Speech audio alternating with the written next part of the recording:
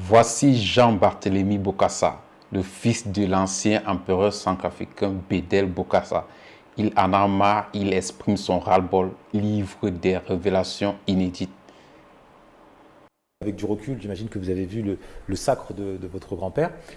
Parce que dans le documentaire Made in France, dans la macaquerie puissance XXL. Oui, mais encore une fois, c'est Made in France. Donc c'est un autre pays qui l'a fait. Vous ne verrez jamais un documentaire de la famille royale fait par des Anglais où ils vont insulter la famille royale.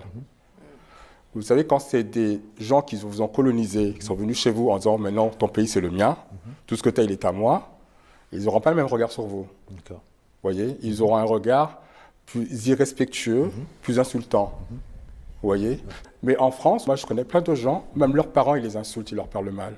Et chez nous, je suis désolé, ça n'existe pas. Je ne sais pas si vous devez raconter. On vous donne 2 gifles. Et donc, quand un blanc fait un documentaire sur mon grand-père, qui n'a jamais rencontré de sa vie, et sur mon pays, dans lequel il n'a jamais mis un pied, et commence à tenir des propos insultants, qu'est-ce que c'est? C'est du racisme. Mais... Parce que quand Napoléon fait ça, Napoléon, qui n'était pas de titre nobilier, qui s'est couronné empereur, quand Napoléon est blanc fait ça, les blancs applaudissent. Quand un noir fait ça, les blancs n'applaudissent pas. Donc vous voyez, vous prenez mon grand-père, vous prenez Mandela, qui n'a rien à voir. Ils l'ont mis en prison 20 ans, cet homme. 20 ans. 27 ans. Exactement, plus précisément. N'importe qui en 25 ans, en prison, a envie de se suicider, il avait une force mentale. Et une fois qu'il a purgé ses 27 ans sans raison en plus, les Blancs l'ont glorifié. Luther King, un noir qui a voulu son sang politique, on le tue, etc.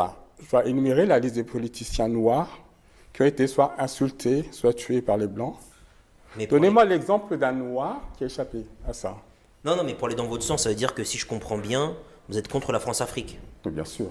Non, mais c'est intéressant parce que... Et moi, je ne vois aucun intérêt pour moi de regarder un documentaire fait par le sacre, sur le sacre de ma famille à moi, par un blanc. Qu'est-ce qu'il va m'apprendre? Mais on entend... C'est ma famille. C'est comme si je vous disais, j'ai un documentaire sur vos parents. Ça ne va pas vous intéresser. Vous avez le vôtre. Par curiosité intellectuelle, peut-être.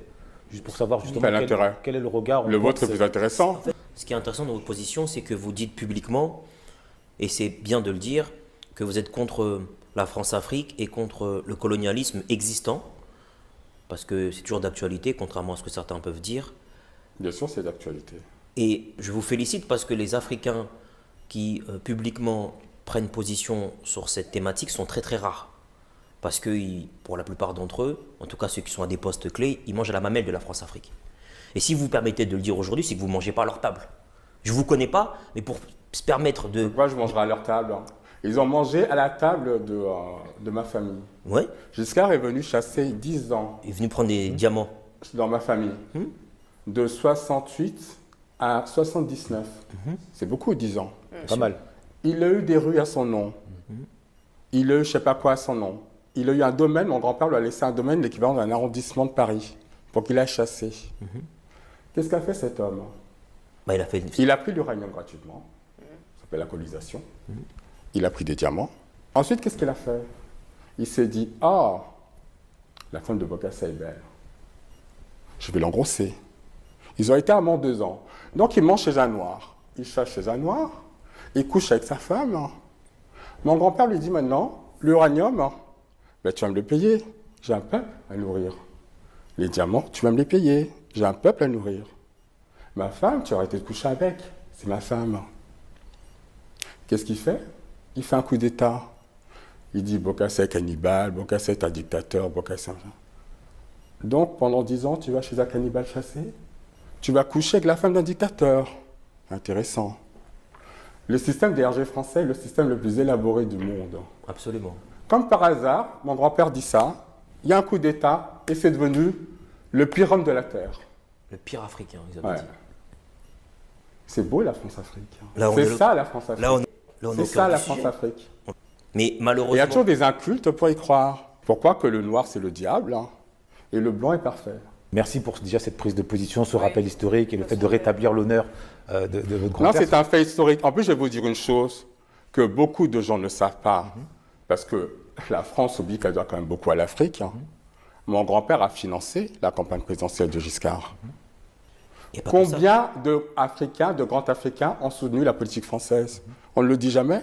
Donc c'est bien d'être un petit blanc et de faire un documentaire sur le sac de mon grand-père et de l'insulter. Quel On regard parle quand même d'un noir, mon grand-père, qui a été le seul noir d'Afrique noire, hein, capitaine de l'armée française, à une époque où on disait « Bonjour Mamadou, comment ça va? Bonjour Bomboula ».